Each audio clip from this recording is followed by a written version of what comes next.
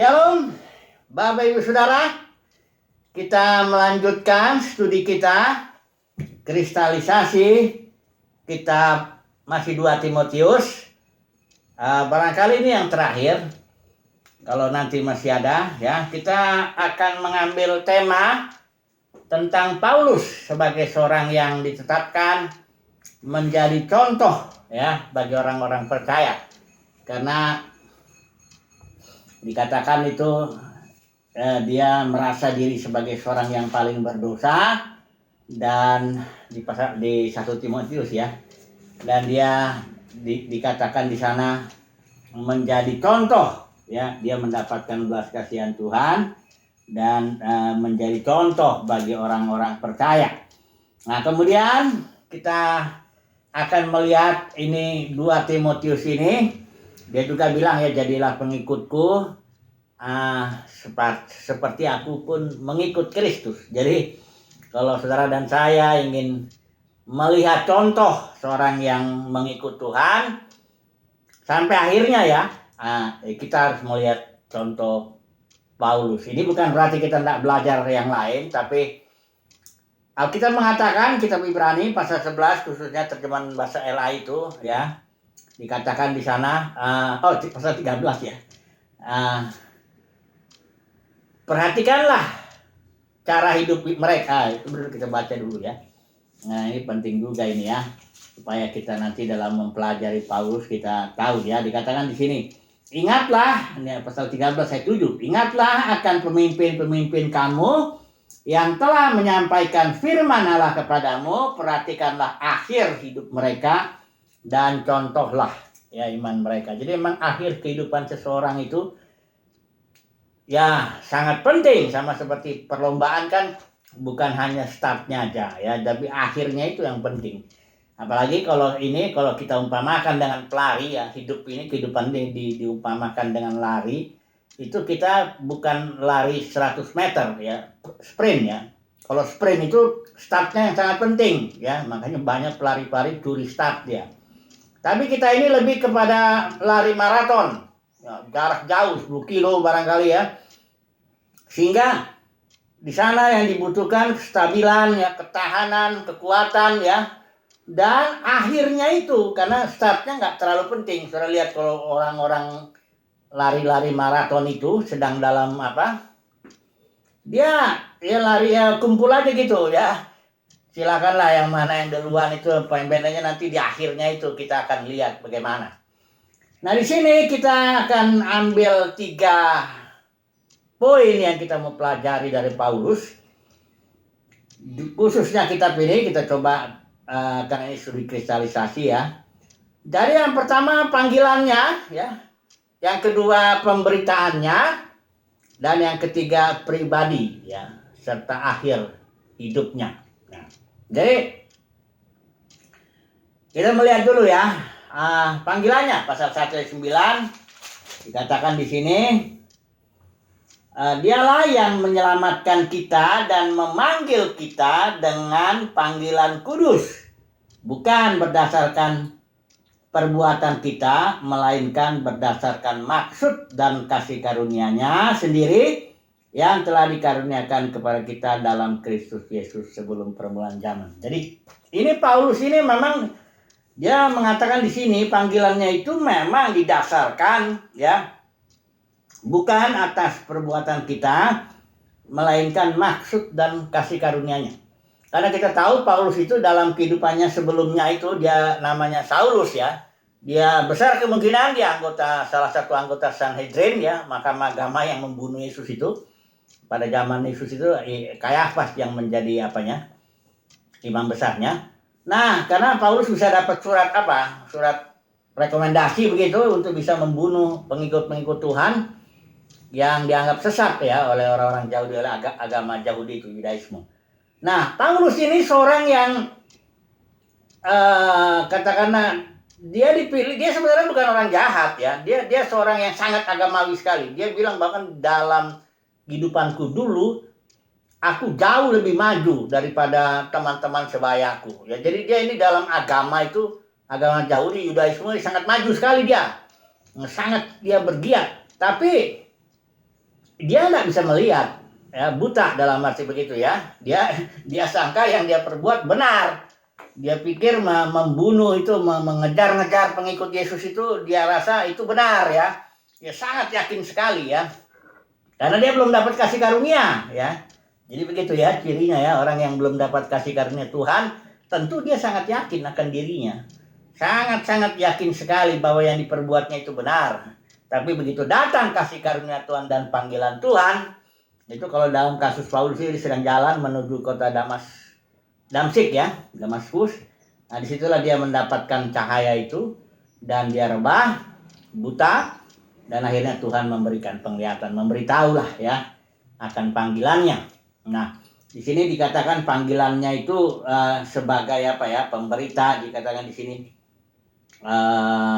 untuk Injil yang aku dalam pemberita, sebagai rasul, sebagai guru. Nah jadi dari sini kita belajar dari contoh Paulus ini bahwa panggilan Tuhan itu, itulah yang akan membuat kita melihat lah ya. Kita tahu bahwa apa, karena begitu Paulus dia dipanggil Tuhan karena maksud dan kasih karunia-Nya, baru dia tahu bahwa dia menganiaya Yesus yang adalah Mesias yang duduk di sebelah kanan Bapa. Itu dia baru tahu setelah datang kasih karunia dan panggilannya itu ya. Jadi semoga kita pun begitulah ya, melihat karena panggilan kita ya. Kita melihatlah panggilan kita. Nah, ini poin penting ini. Kalau dalam pekerjaan Tuhan, kalau orang nggak terpanggil ya, nggak jelas gitu panggilannya, bisa yang jelas saja bisa menyimpang. Apalagi yang ini katakan lagi ini startnya lah, panggilan itu. Startnya dia itu harus jelas ya, walaupun memang kalau dalam maraton nggak usah buru-buru, tapi yang pasti harus ada. Dia terdaftar sebagai pelari, dia berdiri di dalam jalurnya ya, ikutin aturannya. Jadi panggilan ini memang ini kasih karunia ya, pilihan Tuhan, tapi bukan berarti dia nggak penting ya. Sangat penting panggilan kita, paham panggilan kita sebagai apa ya. Dalam pelayanan tuh ada rasul, nabi, penginjil, gembala, pengajar, ada banyak lagi karunia-karunia itu ya. Ada lagi sebagainya, bapak rumah tangga, ibu rumah tangga, apa. Tapi yang penting jelas, mengerti lah panggilannya apa ya. Dan setelah itu nanti kita harus lihat bagaimana Paulus bertahan sampai kepada akhirnya ya. Nah jelas yang pertama panggilan ya. Panggilan Paulus ini jelas ya. Ini juga terkait dengan pemberitaannya. Yang berikut ya, kita masuk poin kedua ya. Kita anggaplah dulu ya, panggilan kita semuanya jelas ya. Tidak ada yang, ada juga kan orang, daripada nggak sekolah, nggak masuk UI, nggak masuk ITB, nggak masuk Gama. Udahlah, masuklah teologi aja. Ini kan saya nggak merendahkan teologi ya, tapi ada banyak orang nggak ada panggilan yang nggak jelas gitu loh. Daripada udahlah. Nah ini yang kalau yang begini nih udah nggak benar ini ya, startnya pun sudah nggak benar. Udah kalau startnya udah nggak benar, udah ujungnya itu pasti nggak benar ya. Kemudian kita masuk pemberitanya Paulus ini ya. Dia mengajarkan ajaran sehat yang sudah kita bahas banyak sekali ya. Ajaran sehat itu oikonomia Elohim yang ada dalam iman. Itu ada periode-periodenya. Ada periode Adam, periode Abraham, Adam, Nuh ya, Abraham, baru Musa, baru periode yang hari ini, yang saat ini ya. Dan kemudian nanti yang kingdom dan berikut ya, langit dan bumi yang baru. Nah tiap periode itu ada aturan mainnya, ada hukum-hukumnya ya, ada ajarannya tertentu ya. Contohnya misalnya dalam perjanjian periode Musa itu kan hanya simbol ya, berkatnya berkat materi, baik sucinya gedung ya, ibadahnya ibadah yang ritual, potong-potong domba apa semuanya itu simbol. Nah di sini dalam perjanjian baru itu sudah realita, makanya ibadah pun harus dalam realita ya. Baik sucinya adalah kita orang ya, perpuluhannya juga adalah orang, buah sulut itu orang. Jadi kalau ini nggak jelas ajaran sehat ini, nah ini Paulus di sini jelas dia bilang begini, pasal 1:1 ini ya. Dikatakan di sini, dari Paulus rasul Kristus Yesus oleh kehendak Allah untuk memberitakan janji tentang hidup dalam Kristus Yesus. Hidup dalam Kristus itu artinya ya, batiniah dia. Ya kita tahu tema sebenarnya teologi Paulus itu kalau disuruh peras satu kata saja.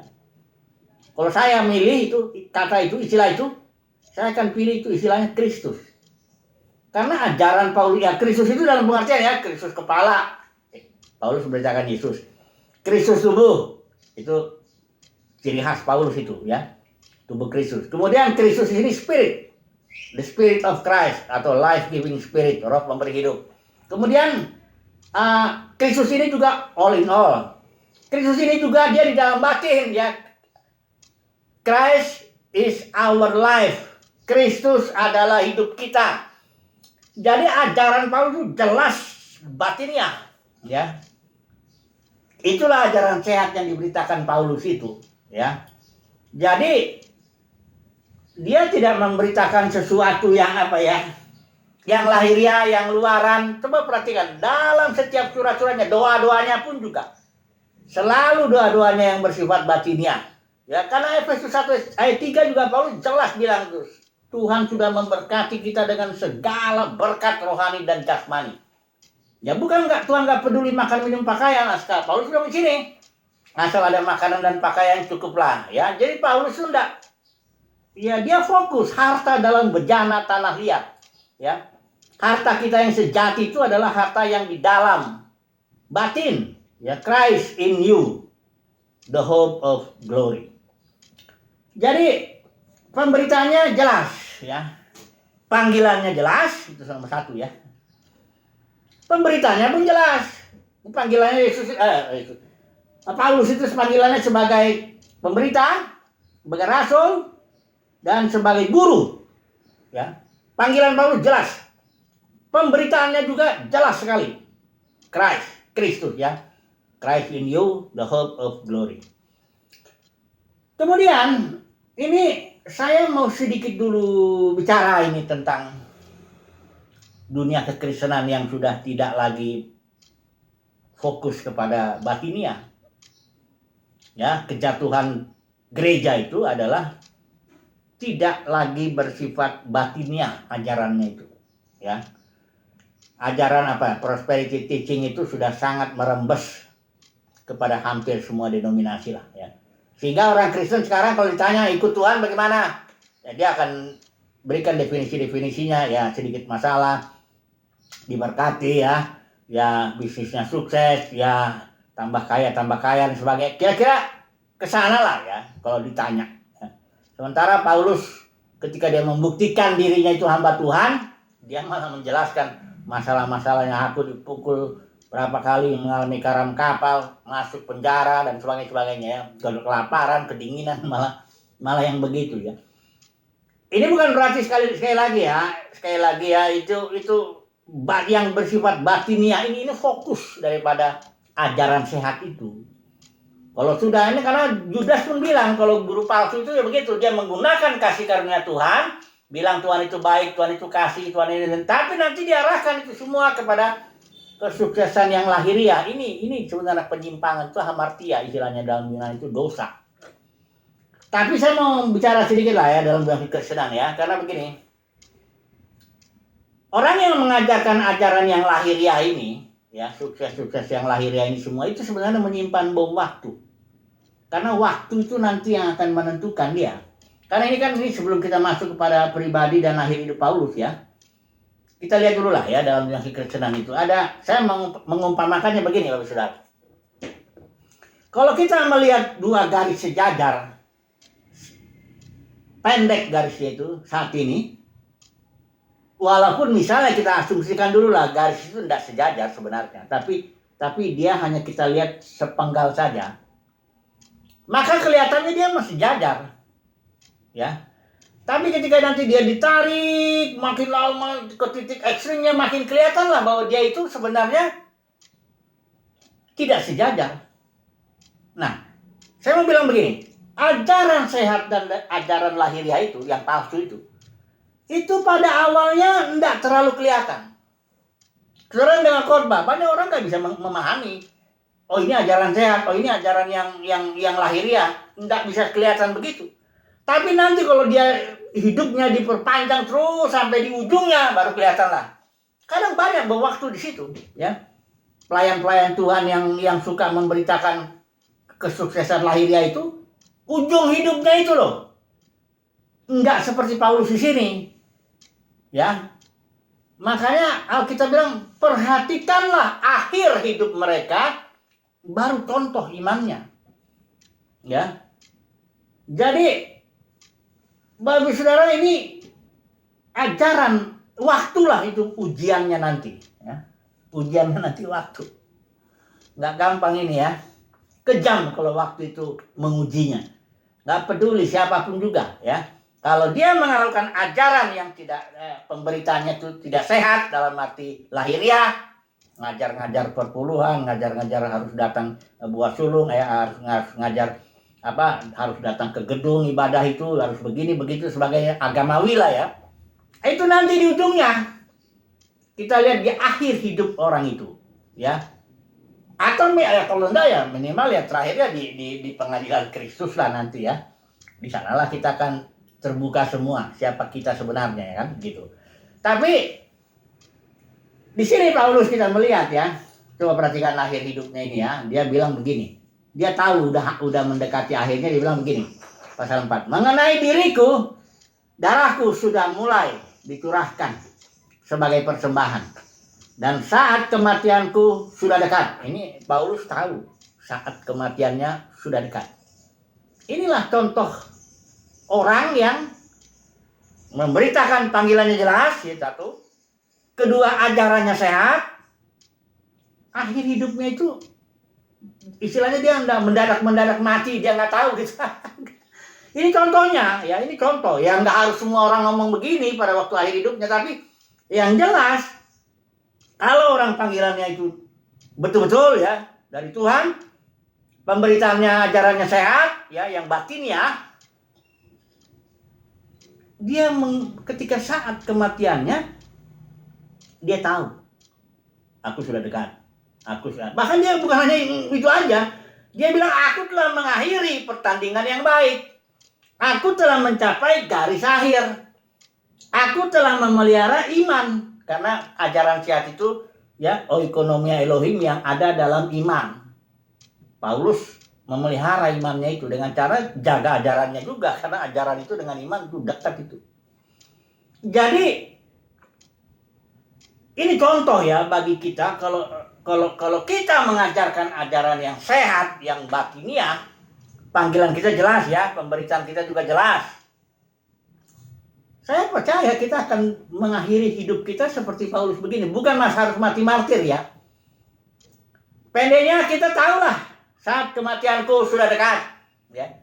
Aku telah mengakhiri, kita bisa ngomong gitu. Yang paling saya rindukan itu ya ini. Kalimat ini.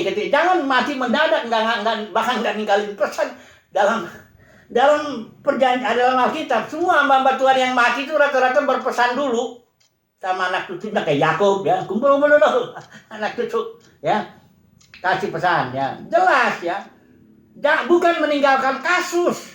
Nah ini saya lihat ya, orang yang ajarannya awalnya kayak garis sejajar, kayak sehat, tapi di ujungnya itu nanti ketahuan dia bisa meninggalkan bom waktu kasus ya.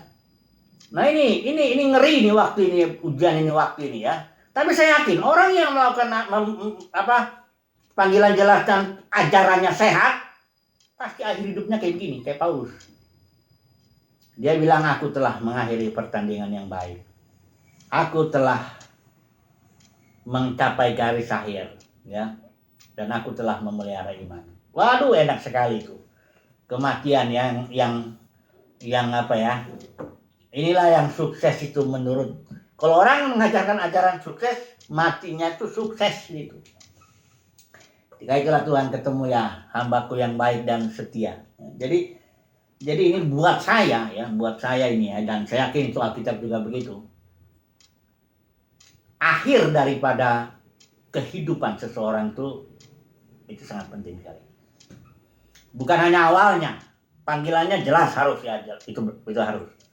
Tapi nanti kalau pemberitaannya dia nggak sehat, nah itu nanti di akhirnya itu kelihatan ujung-ujungnya itu, ya.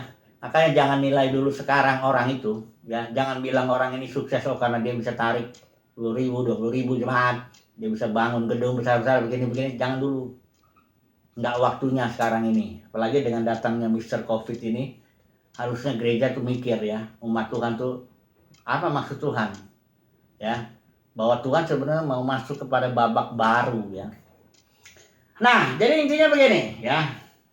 Di sini Paulus memang dalam perjuangannya juga dia, ini kita singgung dulu sedikit, prajurit. Ya, dia seorang prajurit dalam arti tidak memusingkan dirinya dengan soal-soal kehidupannya. Tapi dia berusaha senangkan komandannya. Itu satu. Dalam perjuangan Paulus mencapai garis akhir itu, ya. Yang kedua, dia sebagai olahragawan.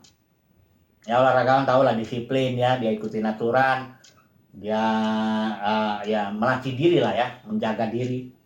Kemudian Paulus juga sebagai petani. Ini saya membandingkan petani dengan pemburu. Kalau pemburu itu kan mau instan gitu, ya. Tembak dapat satu buruannya. Ya, kalau petani enggak begitu. Dia tanam mulai dengan benih. Ketekunan, kerajinan, semangat, ya. Dan akhirnya bertumbuhlah benih itu baru menghasilkan buah. Nah, ini perjuangan Kristen lebih cocok disimbol atau digambarkan sebagai petani, bukan pemburu, ya. Nah, ini Paulus belajar kita sebagai petani. Kalau saya aplikasikan ke diri saya, ya, semua orang yang melayani itu harus bangun tim, kan gitu kan.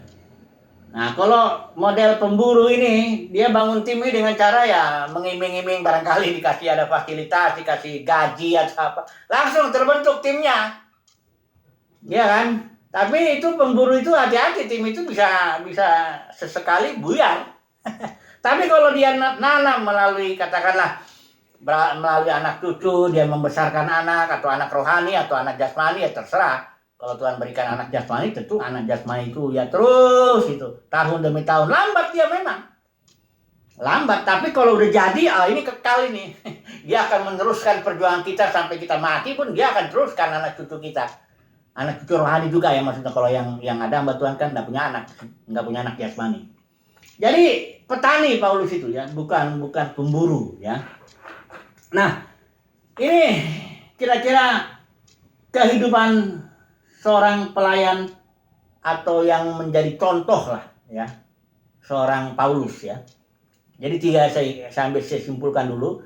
Yang pertama, panggilannya jelas, ya, jelas sekali, ya. Karena Paulus itu tadinya kalau dia nggak dikasih karunia, nggak diberikan kasih karunia, nggak dipanggil Tuhan, dia nggak mungkin dia akan jadi pembunuh gereja atau yang menganiaya Yesus lah, ya. Jadi panggilan jelas. Saudara dan saya juga perlu ada panggilan jelas. Soal pengalaman Paulus memang dia kena sinar begitu, ya. Tapi saya yakin seorang pelayan Tuhan yang sungguh-sungguh akan ada saatnya dia sadar, benar-benar sadar saya dipanggil Tuhan. Gitu. Kalau ditanya orang, kenapa kau melayani begini, sibuk sana sibuk sini? Saya dipanggil Tuhan. Nah, itu ada satu kejelasan. Panggilan, ya. Kedua, kalau dia benar-benar dapat kasih karunia, saya yakin dia benar akan memberitakan ajaran sehat. Yang batiniah, ya, bukan yang lahiriah, ya. Karena kalau dia nanti ajarannya sehat, ujungnya itu akan ketahuan. Matinya dia itu seperti apa? Apakah dia meninggalkan bom waktu, meninggalkan kasus, pecah, buyar segala yang dikerjakannya, atau dia kayak Paulus begini, hasilnya kekal gitu loh. Ya, ini surat Paulus aja sampai sekarang jadi berkat buat kita tuh. Sebab ini tulisannya sampai sekarang jadi berkat bagi banyak orang. Kalimatnya yang terakhir itu, aku telah mengakhiri pertandingan yang baik, ya. Aku telah mencapai garis akhir, ya. Dikatakan aku telah memelihara iman. Ini sangat jadi berkat bagi pelayan-pelayan Tuhan yang mengajarkan ajaran sehat. Jadi kesimpulannya itu, marilah kita. Ya ini semuanya kasih karunia sih, ya. Mau ngomong apa kalau orang nggak dipanggil, ya mau ngomong apa? Ya, dalam pekerjaan Tuhan itu enggak ada orang sukarelawan gitu, ya. Saya nunjuk diri saya Tuhan, melayani Tuhan, saya punya banyak waktu, punya banyak uang, nggak bisa. Kalau Tuhan nggak panggil, nggak bisa. Ya Yesus jelas kok bilang, bukan kamu yang pilih aku yang pilih kamu. Ya, jelas itu panggilannya. Oke lah, begituan lah. Semoga kita akhir hidup kita memuliakan Tuhan lah. Ini enak sekali nih ya. Enak sekali nih matinya seperti ini ya. Mati ketika kita sudah bisa ucapkan, aku telah mencapai garis akhir ya. Jadi matinya tuh mati terhormat lah kalau menurut saya begini. Daripada mati bikin kasus ya. Itu masalah buat anak cucu ya. Ribut gara-gara duit lagi dan sebagainya. Puji Tuhan lah. Haleluya. Amin.